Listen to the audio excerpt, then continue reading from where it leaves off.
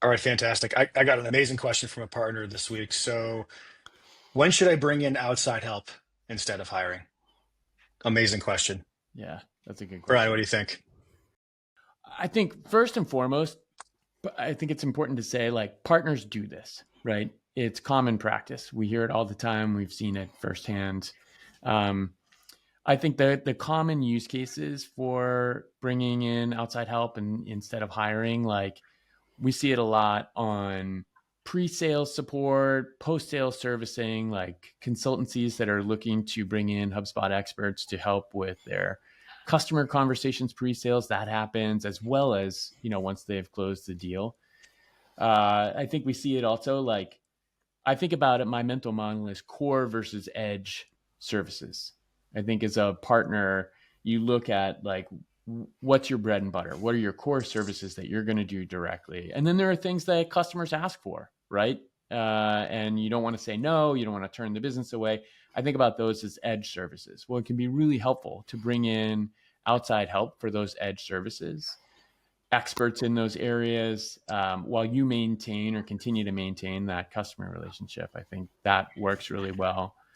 I think burst capacity, of course, we see that all the time when we need bench strength, when we have planned or unplanned leaves that partners are looking to fill. Those can be great opportunities to bring in people from the outside versus sort of hiring and carrying those costs in perpetuity.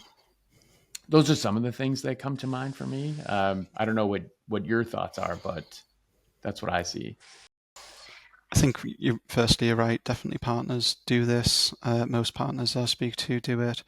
I think the way that I've seen most do it is looking at it from a back-end services perspective and scale up. And they start where's most comfortable and kind of picking up where you finished off, Brian. It's the stuff that's away from customer account ownership, customer comms. So things where they can work behind the scenes and help you scale and grow without it having a big impact on the customer. So CMS dev, API work, data migrations, all of these task-based scale-up jobs. I think most partners now are leveraging some type of flexible resources in those areas for sure. Have you Yeah. seen Yeah, much Ricky. different, Jason?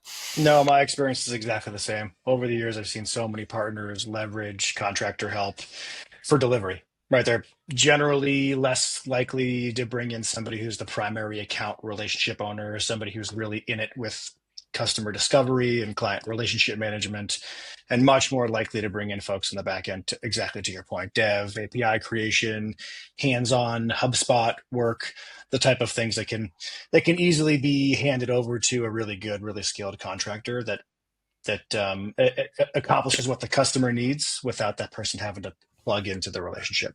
Yeah. I think could be a great way to like test a service too, right? Before you fully commit to it and resource it. So it's a good way to sort of expand the portfolio uh, effectively. Regardless, like I think it can be the difference between turning work away and turning that work into revenue.